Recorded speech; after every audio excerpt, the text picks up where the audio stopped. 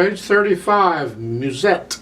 Again, there's a preparatory left-hand study at the bottom. Doesn't hurt to go through it. Take a look at this pattern in this study happens in the second line, the last two measures. So rather than looking at the study, I'm going to point to the piece. As the second line, last two measures left hand, you have the A and the F, and that is an F. You should know that, I hope. And they're saying 5 and 1, and then on the A and the E is another 5 and 1, and then a 5 and 2, 5 and 3. Okay. In the last measure of the second line, left hand, A, D, goes to an AC. You have the curved lines above and below. This is a great example of the difference between a tie and a slur. If the two notes are the same, it's a tie. If they're different, it's a slur. So the bottom curved line connecting the A's, that's a tie. That means you don't play the A the second time, you hold the first A down that long. But the tie above connecting the D and the C sharp, that's a slur. You got to play both of those. So the effect is we're going to play the A and the D together, and then when it comes time to play the next note, you're going to hold the A down and only play the C sharp.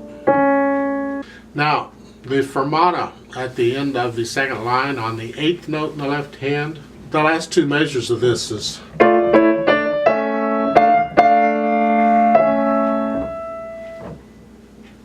basically they want to feel like you're hanging onto the right hand.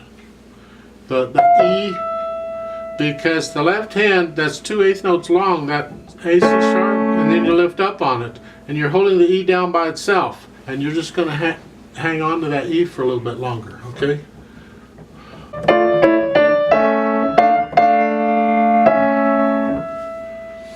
And then when you're ready, then you can go on. For our purposes in playing this, I'm going to, I think, double the length of the dotted I'm going to double the length of the dotted quarter note. So we're just going to add an extra 3/8 notes or 3 counts to the measure. So it's 1, 2, 3, 4, 5, 6, 7, 8, 9, and then we'll go on. This is all legato. All right, very smooth, but of course there's no pedal, but you want to connect them. Now when you have repeated notes like this in the first measure, and you want them legato, you just go up and down very quickly as you can. Connect the notes as best you can.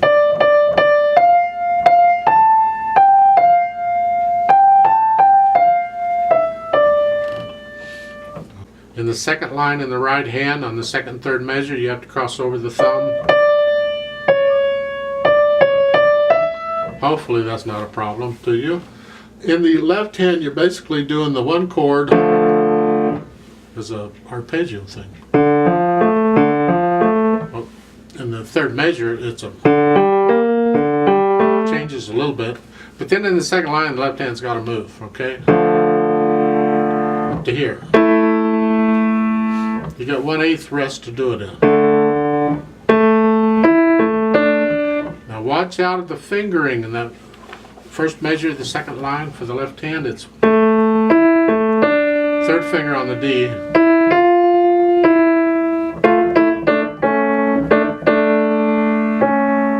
And then last line you go back down. But you can work all those out one hand at a time until you get it, and then you put the hands together, and then when you think you've got it all, play it with me and let's see how it goes. We're going to go slow here so we can hear the notes. That's what we're after. But be careful. At the end of the first line, at the end of the third line, we want to be picky about our rhythms, all right? I really encourage you to be. In the right hand, that dotted half note gets 6 counts because it's worth 6 8th notes. Hold it out the full 6 counts. Well, it's almost 6. You got to lift out just a hair early so you get a break between the phrases, all right? But otherwise, it's 6 counts. But in the left hand, you get an 8th rest. That's a full count rest.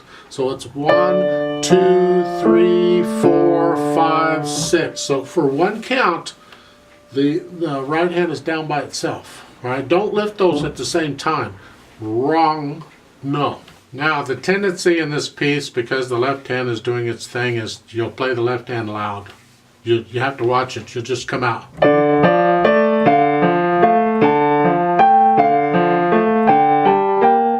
Okay, that's what a lot of people will do. So you have to be aware of it, so you play the left hand really soft. Huh?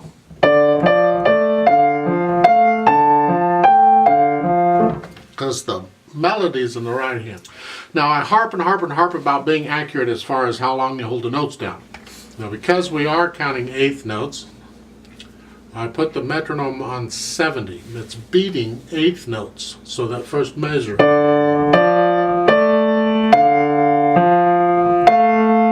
Okay, hopefully that's not too fast for you to do this. And on Dante, speed is kind of a leisurely speed. Okay, it's not slow, but it's slower than moderato. So it's a leisure speed. It's like a stroll. Okay, it's not a power march or a power walk or something. It's just a stroll.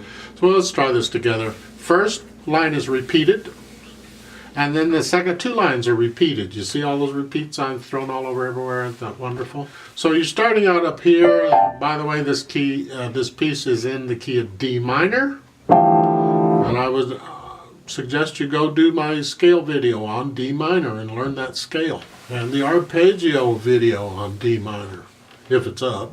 As I'm recording this, it's not up yet, but it will be someday. 6 counts. 1, 2, 3, 4, ready, go.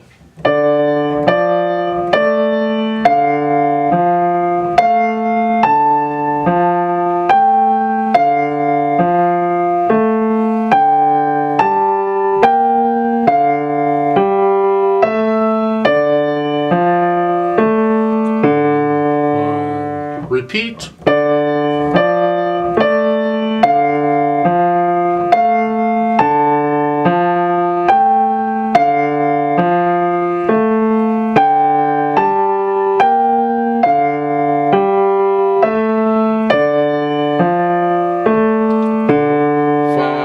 Rest.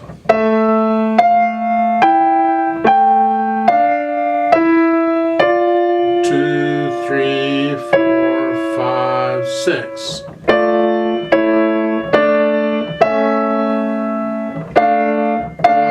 2, 3, 4, 5, 6, 7, 8, 9.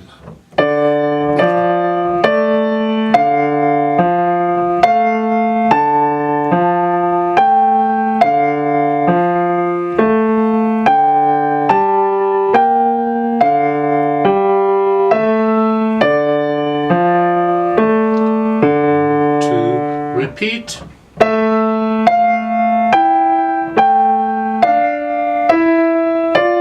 2, 3, 4, 5, 6. 1,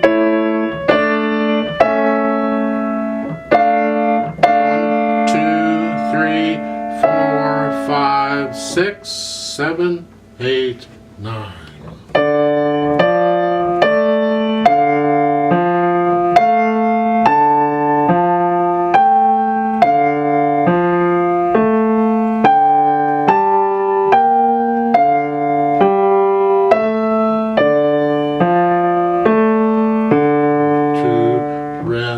Off.